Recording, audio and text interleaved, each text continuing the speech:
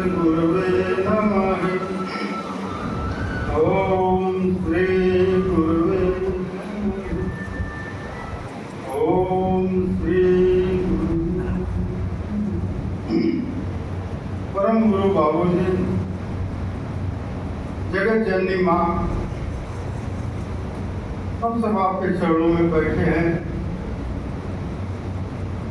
और आपके द्वारा कृपा रूप में जो निश्चित सत्संग की अनंत धारा है, तो सभी जीव उसमें अवगाहन कर रहे हैं। गया की धरती पर जो जीवों का कल्याण का एकमात्र संसार में उद्धार का स्थल है। कहा जाता है कि गया में ही पितरों का पिंडदान जो होता है और पितरों की मुक्ति मिलती है गया में।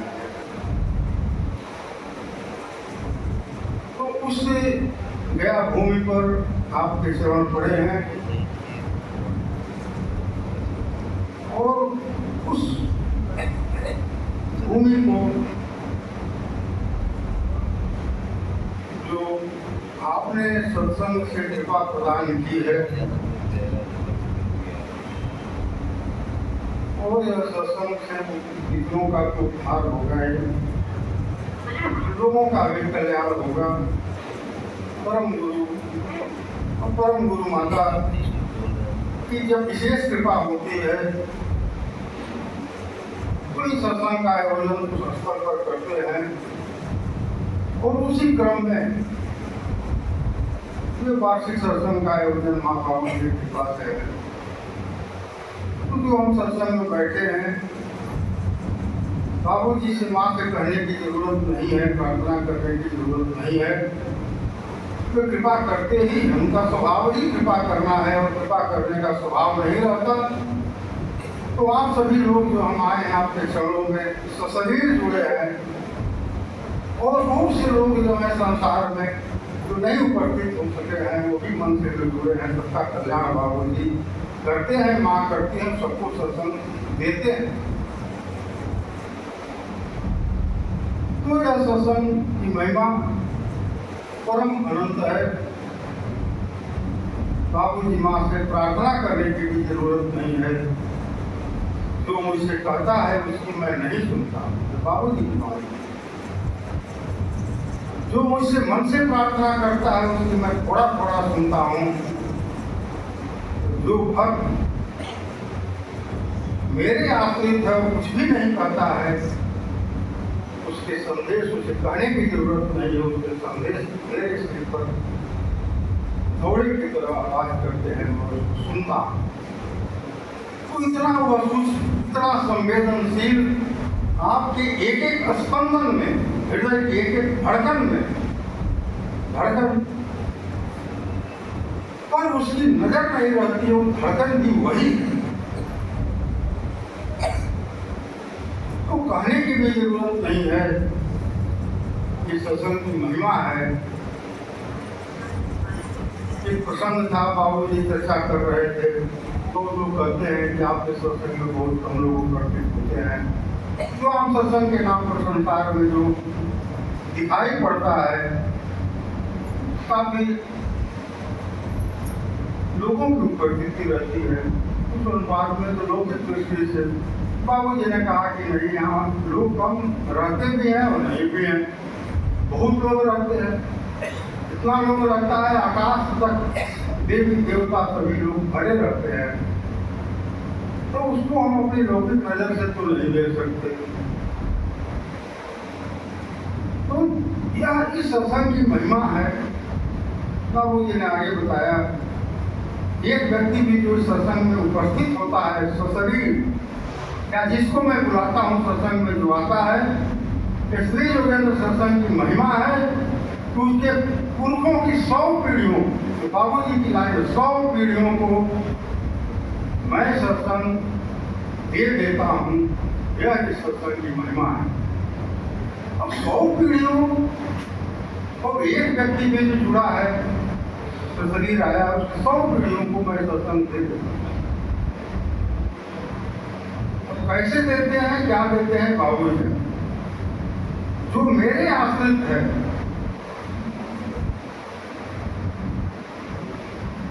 उसके 10 पीढ़ियों को मैं मुक्त कर देता हूँ। इससे बढ़कर कृपा संसार में सब कुछ मिल जाएगा। मुक्ति का दाता तो केवल आप ही हैं और आपकी वाणी है 10 पीढ़ियों को मैं मुक्त कर। क्षेत्रीय युगेंद्र सत्संग की महिमा है। एक प्रसंग में प्रश्न हुआ, बाबू जी क्या यह सत्संग कभी हुआ है कि नहीं धरती पर? इससे बात बाबू जी का उत्तर था नहीं। जब से सृष्टि का प्रारंभ हुआ है यह सत्संग इस धरती पर नहीं हुआ। गुरु मौन है, वाणी में सब व्यापार चल रहा है। एक बार भगवान शंकर ने यह सत्संग कराया था। दक्षिण मूर्ति की किताब है, उसमें वर्णन है। गुरु युवा शिष्य वृद्ध प्रवचन चल रहा है, वाणी मौन। लेकिन इस विराट रूप में भगवान शंकर ने भी सत्संग नहीं। तो कैसे लोग समझेगा? संसार का लोग कोई समझेगा तो हमारे धर्म ग्रंथों में लिखा है। पूरी सत्संग की विधि विधान क्या बाबूजी माँ कराते हैं? कहीं नहीं लिखा है। या तो जो शास्त्र सम्मत होगा, जो ग्रंथों में ग्रंथ सम्मत होगा, या संसार में प्रचलित मान्यता होगी, तो यह सत्संग मौन रूप में हो रहा है।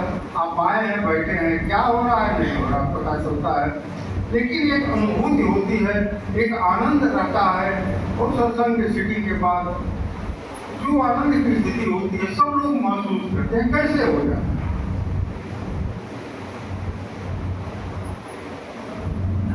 तो बाबूजी माँ कृपा करके यह सत्संग कराते हैं। तो साथ में वर्णन है, प्रचलित कोई मत मतांतर इस तरह का, इसीलिए संसार में सामान्य दृष्टि से लोग देखता है, कोई समझ नहीं पाता है कि हो क्या रहा है क्या। और बहुत सूक्ष्म क्रिया, भीतर की क्रिया बाबूजी स्वतः करते हैं, कराते हैं। आपको कुछ भी साधन करने की जरूरत नहीं। प्रसंग में बाबूजी ने कहा कि मैं क्या करता हूँ, आप तुम सब बैठे हो, किसी को पता नहीं क्या हो रहा है। तो बंदना और ध्यान के अवस्था में शरीर में एक तरह का दर्द होता है। तो शरीर में जो दर्द होता है क्यों होता है? तो मैं साधन जो करता हूँ सबके भीतर मैं ही साधन करता हूँ। ये चतुर्थ प्राणायाम की विधा है और सबके भीतर प्राण जो है कर्मेंद्रियों में फंसा है। जब मैं प्राण को खींचता हूँ कर्मेंद्रियों तो काफी दर्द का अनुभव महसूस करता है लोग।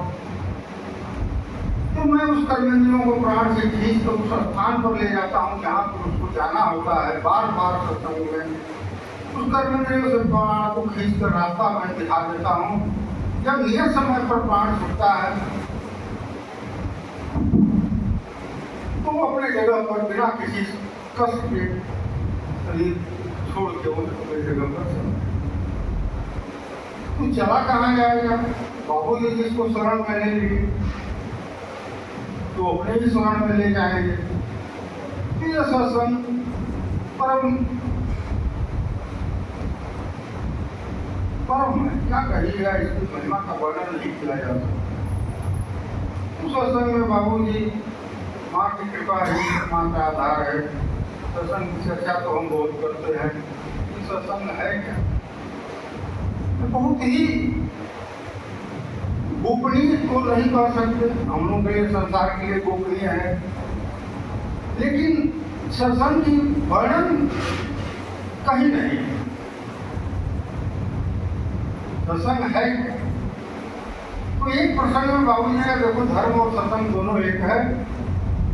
सत्संग ही वो कृपाधार है जहाँ पर उतरती है, धर्म स्थापित हो जाता है। धर्म के 4 सनातन लक्षण सत्य, सौच, तप और दया, यही श्रीमद् भागवत में धर्म के 4 स्तंभ बताए गए हैं। और जहाँ सत्संग उतरेगा तो सत्संग का महिमा का वर्णन तो ग्रंथों ने गाया है, लेकिन सत्संग को खोल नहीं पाया। क्योंकि बाबूजी की वाणी है, इसलिए बहुत कभी कभी कहने में संकोच नहीं होता है। संसार में बहुत सी चीजें से हिंसा से बचना है हम लोगों को, वाणी से। तो ग्रंथों में वर्णन नहीं है, महिमा का वर्णन तो ग्रंथों ने गाया है। ग्रंथों को अगम अगोचर परम बहुत वर्णन। तो बाल एक नारद घट जोनी निजरे मुखन कहे निज होनी, रामचरितमानस में है। बाल में नारद और घट जोनी अगर किसी को कहा गया, ऐसे महापुरुषों से भक्ति के आचार्य कहे गए। नारद जी ने राम नाम का मंत्र दिया कई लोगों को, वाल्मीकि को, और कई लोगों को उद्धार किया है। वैसे परम परम परम दिव्य पुरुषों ने भी सत्संग क्या है नहीं खोल पाए। महिमा का वर्णन तो किया है। तुलसीदास जी ने इसका वर्णन करने का प्रयास किया, मन बुद्धि ज्ञान सब जवाब दे देता है और नहीं लिख पाते हैं। इस कांड में उन्होंने कहा है गुण साधन से नहीं होगी, तुम्हारी कृपा पावे कोई गुण से होगा न साधन से होगा, संभव है।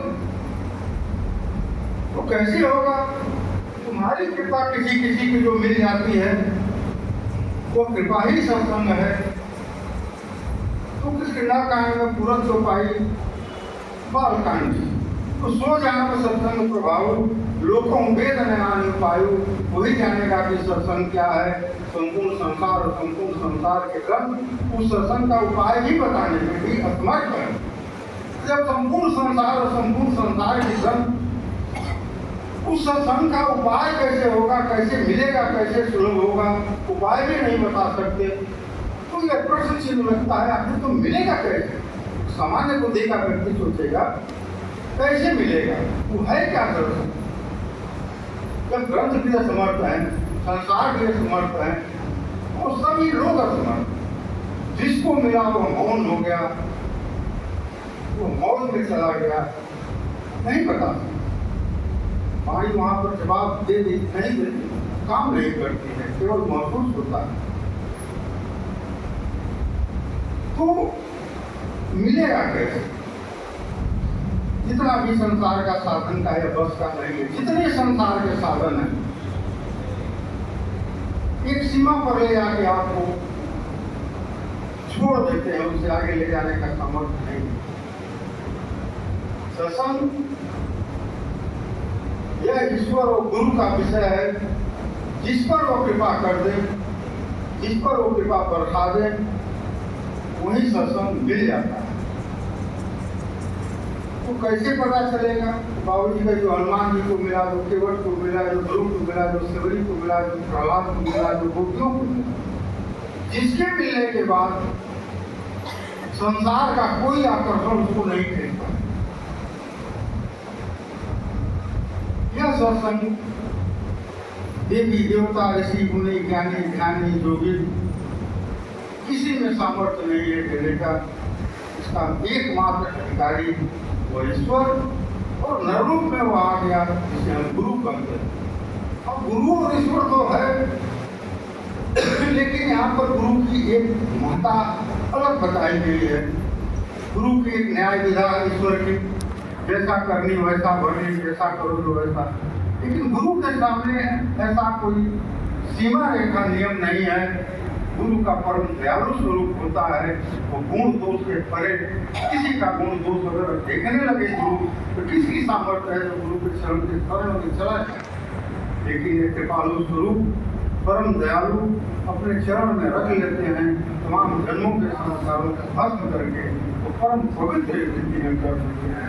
तो गुरु का स्थान यहाँ पर ईश्वर से भी ऊपर दिया गया है, क्योंकि गुरु का स्वरूप होता है गुण दोष से परे, परम दयालु करुणा का स्वरूप होता है। और बरबर जो सामने पड़ा, जो भी प्रार्थना किया, करुणा बरबर उतर जाती है। फिर बिना गुरु के संभव ही नहीं है, तो दे कौन सकता है? गुरु।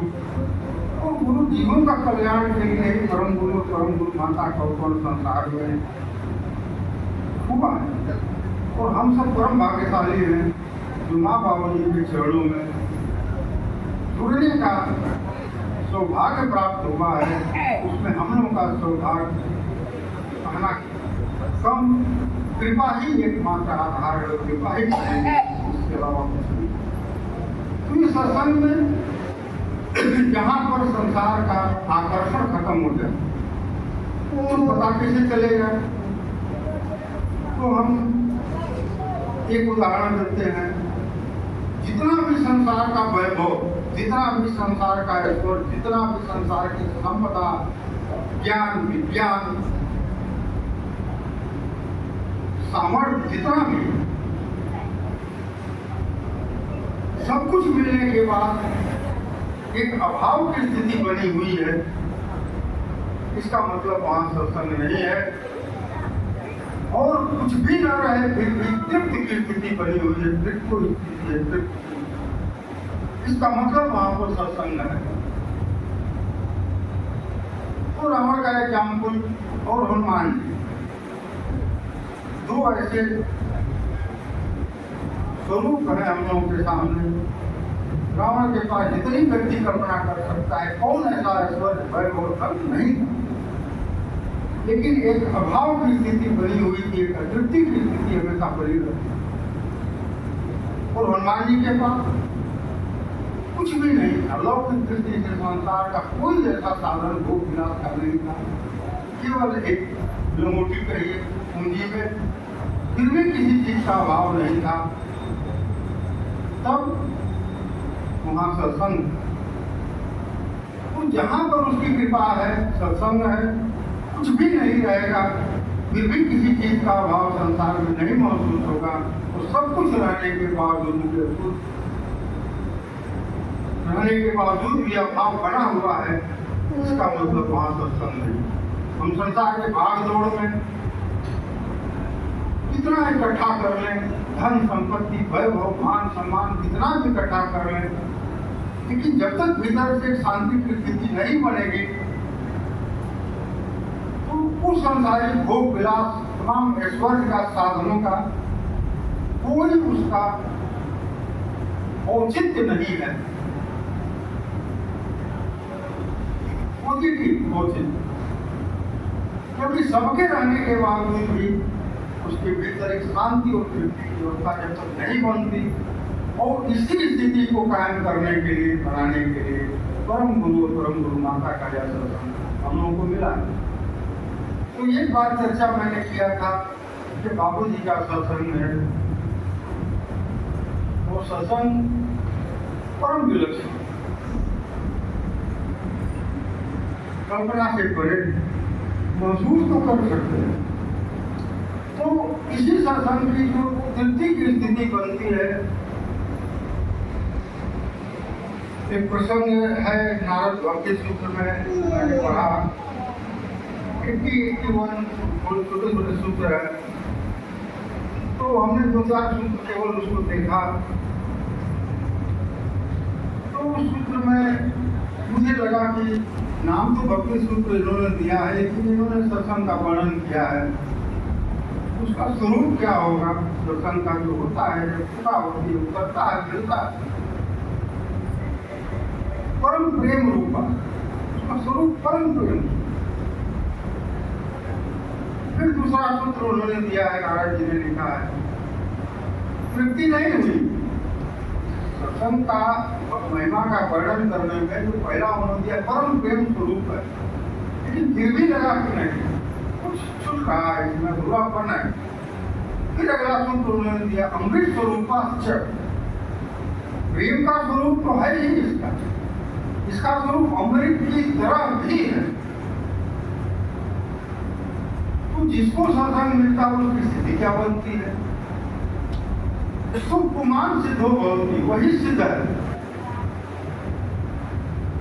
अमृतो भवति, वही अमर है।